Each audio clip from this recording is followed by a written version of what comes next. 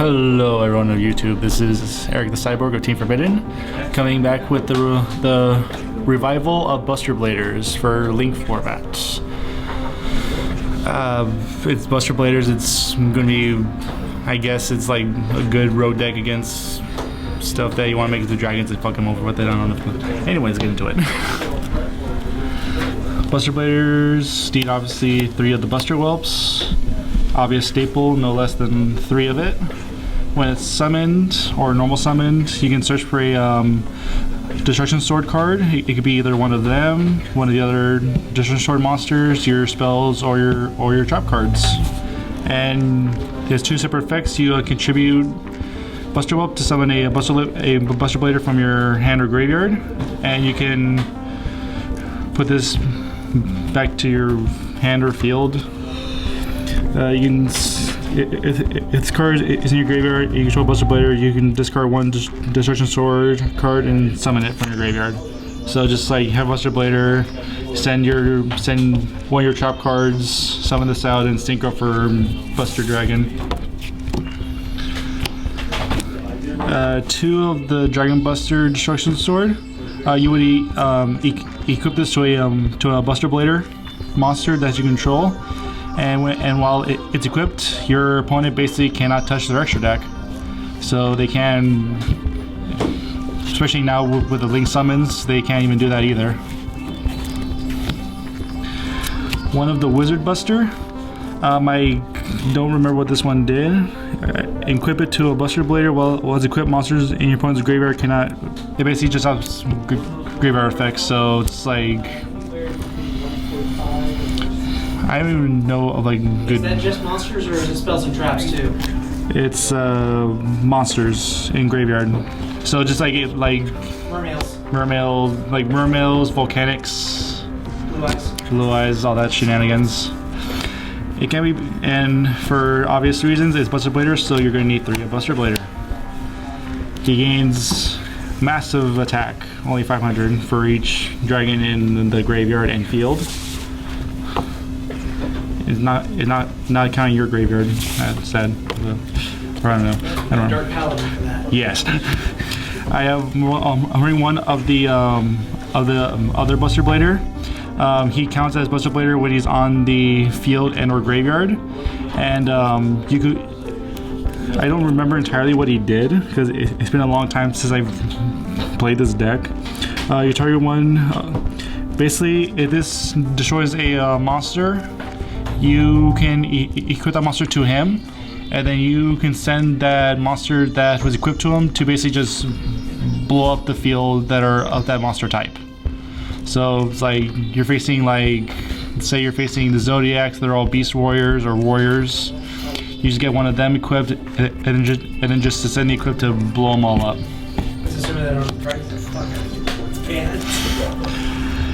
And I'm also running a little other engine in it. Blue-eyes! My baby! 2 regular Blue-eyes and 2 of alternative. I find the Blue-eyes engine like the most suitable engine for the deck anyway, so it's like I kind of had to invest into it. So I got 4 of those. How does it feel playing with power? 2 of the Sage.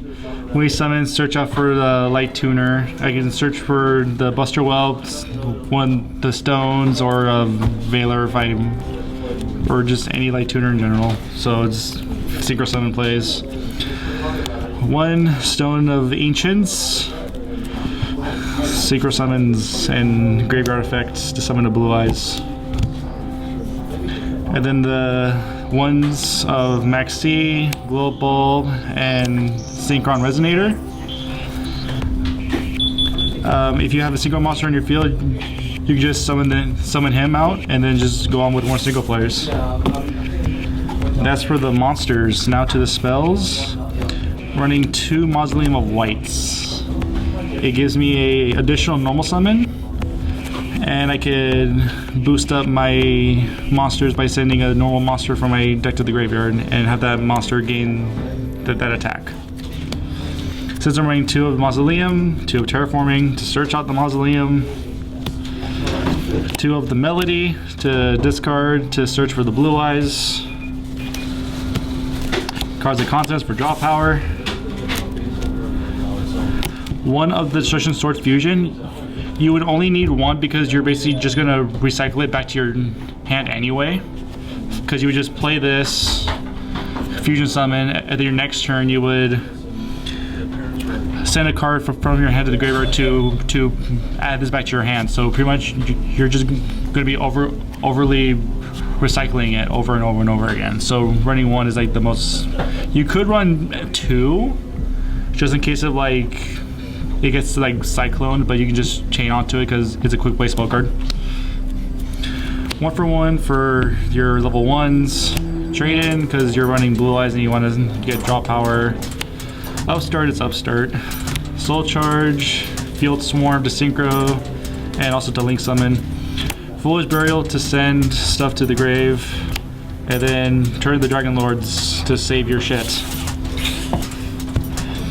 Now for the traps, there's only 5 traps in this deck. 2 of the memories to summon a. You can activate this card on your field to discard a Destruction Sword card from your hand to the graveyard to summon the Buster Blader from your deck, and then you can banish this along with the Buster Blader and a Destruction Sword card to bring out the fusion. And this one is pretty much the same, but this one brings out the Synchro monster. You basically just send 1 Destruction Sword card and 1 Buster Blader monster from your deck to the graveyard, except for this card, to summon a Buster Dragon from your extra deck or your graveyard, but destroy during the end phase of the next turn. And then you can banish this card from your graveyard. This turn, Destruction Sword cards you control cannot be destroyed by battle or card effects. So pretty much this gives protection to your equips because they count as Destruction Sword cards. And if you're also, and it would also count the other Buster Blader because he's also a Destruction Sword card technically because it's in his name. So it would give protection to that. That is the main deck. On to the extra deck. Obviously Buster Blader deck, so you're going to be running 3 of the fusions. He just pretty much says no to any dragon on the field because he'll just make them go into defense position, have their effects negated, and he will do piercing damage. He also gains 1,000 attack for each dragon type monster on your opponent's field and graveyard. So you can really make him into a giant beater. The only problem is that he cannot attack directly, because I actually kind of find that pretty good that he cannot attack directly. He'd be broken if you could. Exactly. 2 Buster Dragons. You summon them in defense. Your opponent's monsters are now dragon types. And if you don't have a Buster Blader monster on your field, you can summon one from your graveyard. And then during your opponent's turn, you can equip a Destruction Sword card from your graveyard to a Buster Blader. So you just have a Buster Blader summon out the equip the Destruction Sword monster that basically says that you can't touch your extra deck, and just have your opponent locked out of their extra deck. Who needs extra links? Hot Red, Black Rose Moonlight, Blue-eyes Spirit Dragon for your level 9. Another level 9 would be Azure Eyes for your protection for your Dragon Synchros. Hello. And then Spirit to tribute him to summon Moonlight or Azure Eyes. Belial, because they're running a Resonator, so I want to run in the Red Dragon Synchros. That's all the Synchros actually right there. Xyz, I'm only running 2, Full Armor and Cypher. Basically just have Cypher on the field first, his effects, take a monster, and then just put Full Armor on top of that monster just to pop. And then the Link monsters. 2 of Decode Talker, and then this one is Mrs. Radiant, which is coming out in Code of the Duelist. So I'm going to be putting one of her in it.